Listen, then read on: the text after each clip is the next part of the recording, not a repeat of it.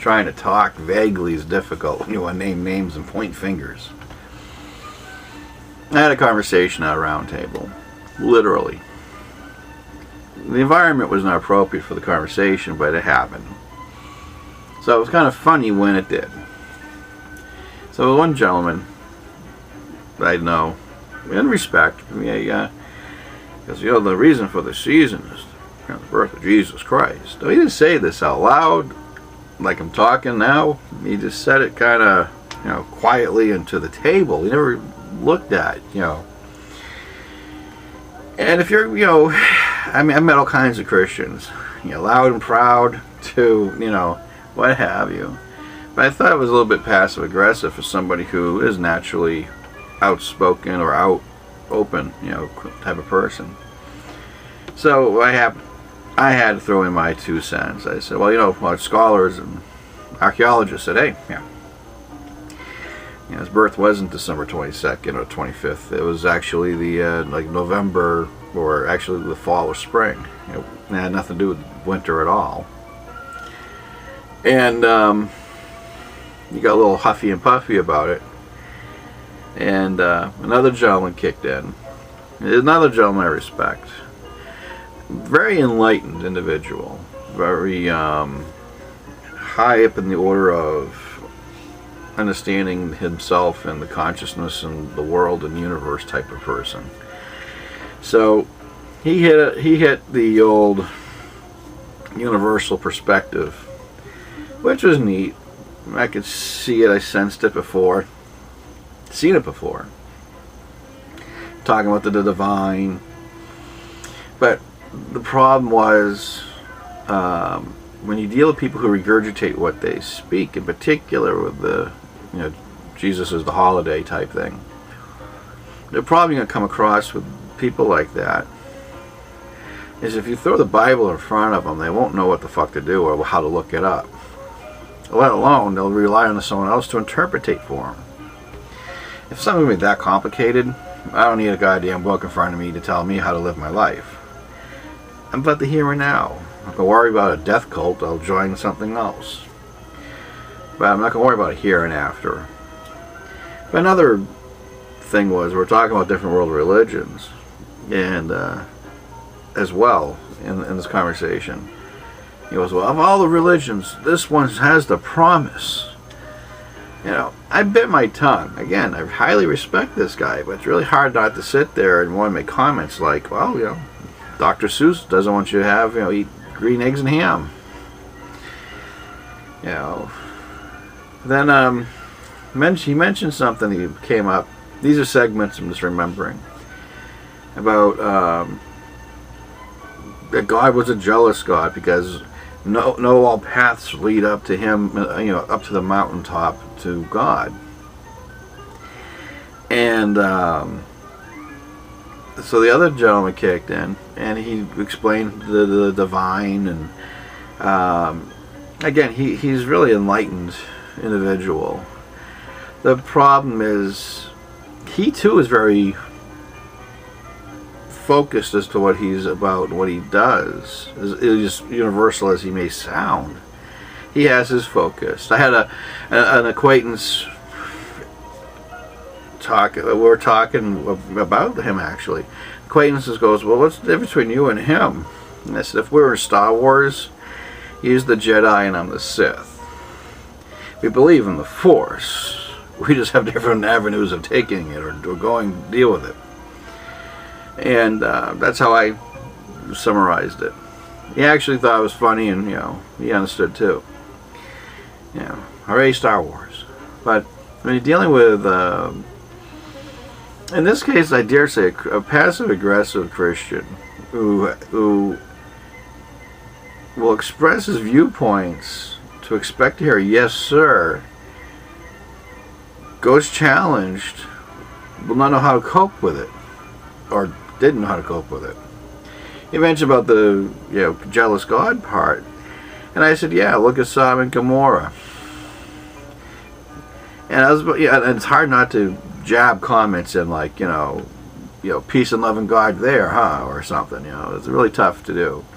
But I bit my tongue. He goes, well, yeah, that's what I had to get up off the table, throw out some, the stuff, and come back and sit at this table again for round 2. But round 2, the other guy was talking the most, the enlightened one. The reason why, I mean, I didn't want to partake further. Again, because I found myself reverting back to the 16-year-old, kind of like when you want to go to one and go, well, fuck you, God, and then go, oh, I guess he doesn't care what I have to say, maybe I shouldn't listen to you either, and walk away kind of shit. I mean, I used to do all kinds of fucked up stuff as a kid growing up, the challenge and all that. But I'm not going to tell people what to think. I will ask questions to make you think. And I did that with him. Got very defensive. And he was quoting shit that was not in the Bible. He was quoting shit what was being told to him. And I realized, but I still respect him. Why? Well, is passive-aggressive behavior? No. But when you belong to a paradigm that requires you or expects to have you proselytize its paradigm, you have to expect that.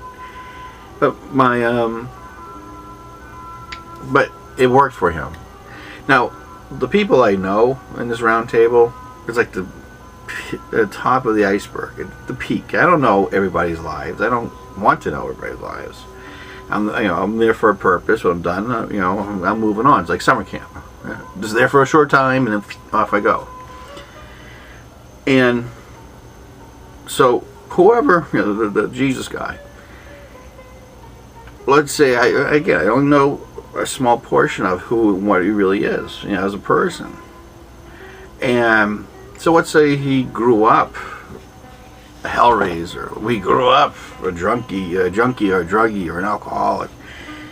And this was a paradigm that helped save himself from himself. And that's how he feels about his religion, and that's what it's all about. Then, you know what? More power to him. That's the thing, though. I always tell that to everybody I meet. More power to you. If you feel so strongly about something, great. Now, keeping it to yourself is another story. Nobody wants to listen to it. It's always funny. If you have, this is the 14th of December 2013, as I'm doing this. Big news right now. When you trample over other people's serenity, their own sovereignty, their own bubble of existence by impeding your message, you can only do it so much and so many times and at so much of a volume that you will hear an echo, and it will not be the voice of you. It will be the voice of response. And that is what's going to be getting people nervous, and has already. In Oklahoma, the Temple of Satan over in New York decided to come by and say, hey, we're going to drop off a gift, and you got to, by law, post it up, which they do. Oklahoma had a law. A religious institution that wants to donate a gift for public display, by law and decree of Oklahoma law, ta-da, you have the 10 Commandments. So the Temples of Satan over in New York is going to go over and drop off something for them to display. I have no clue why it is. Don't ask. I don't know. And quite frankly, they're not really satanic. I would know. My community would know. The loose-knit ones that I'm affiliated with.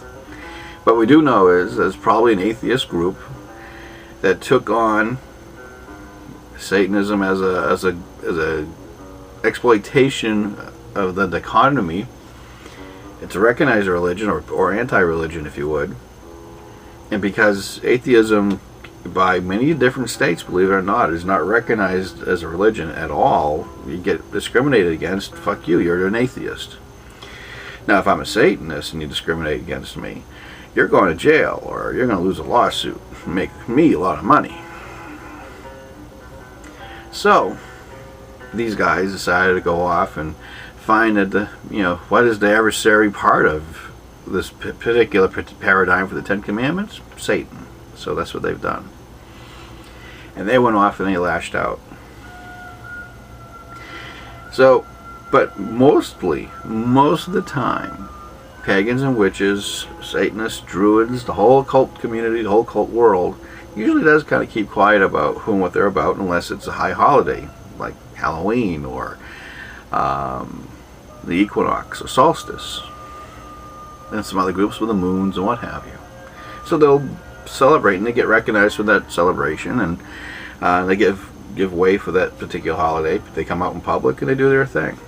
But you don't see them knocking at your door, proselytizing, which is an irony if you think about it, because the Jehovah's Witness, who actively knocks on people's doors to proselytize their belief system, would not celebrate Halloween to have strangers come up and knock on their door.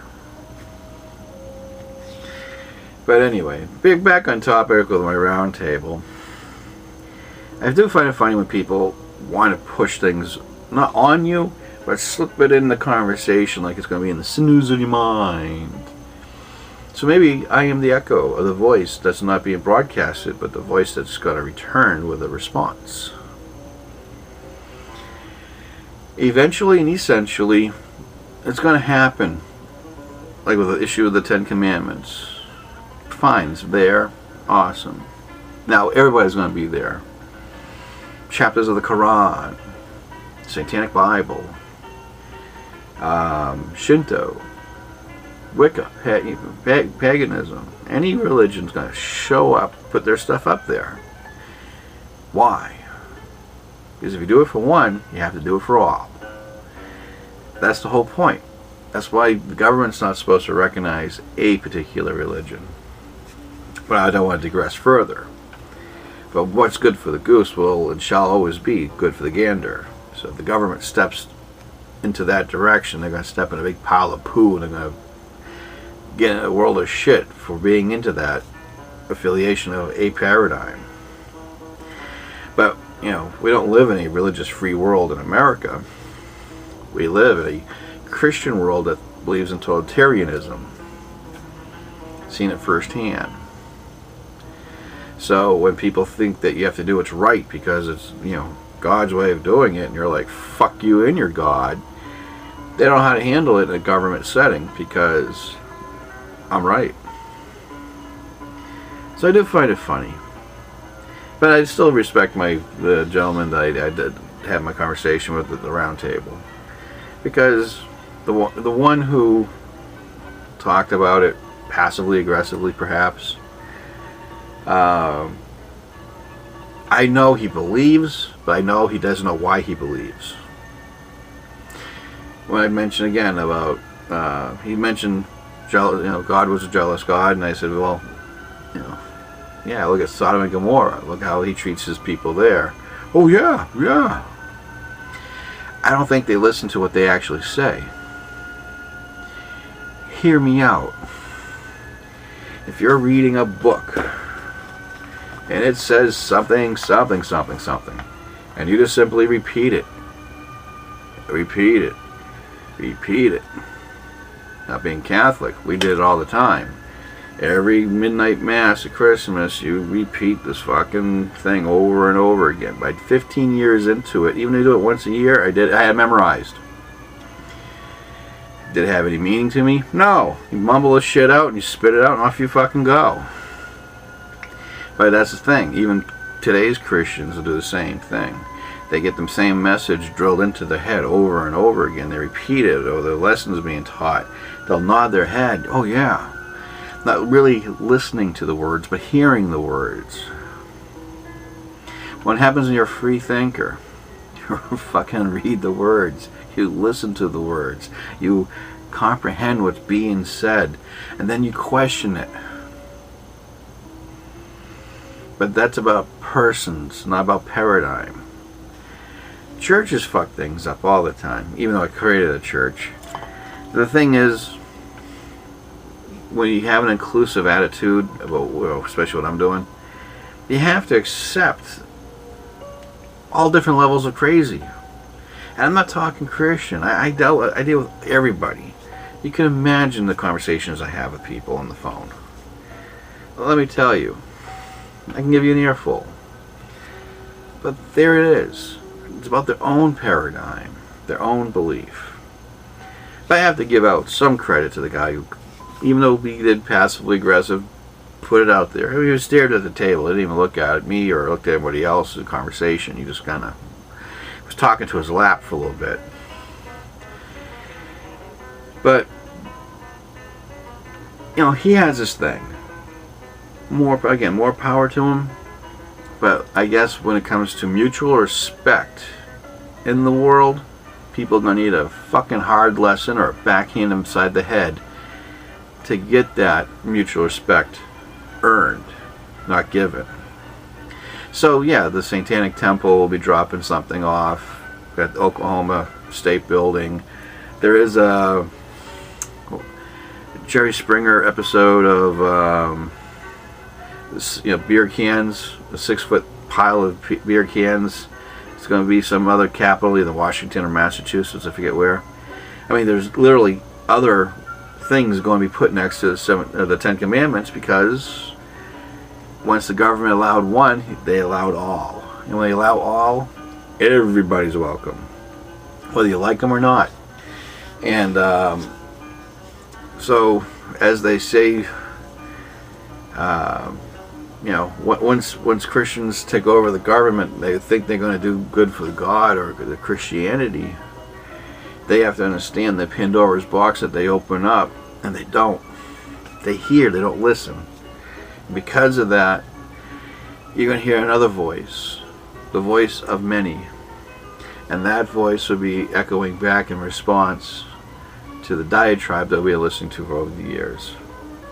I do have tolerance. You know, like I said, I didn't act out like a total asshole to my, gentleman friend.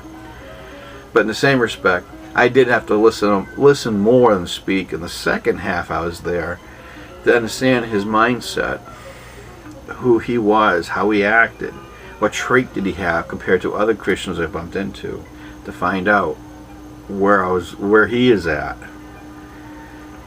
And there you had it. And there you have it now. So, again, the mutual respect thing is a tough thing to get.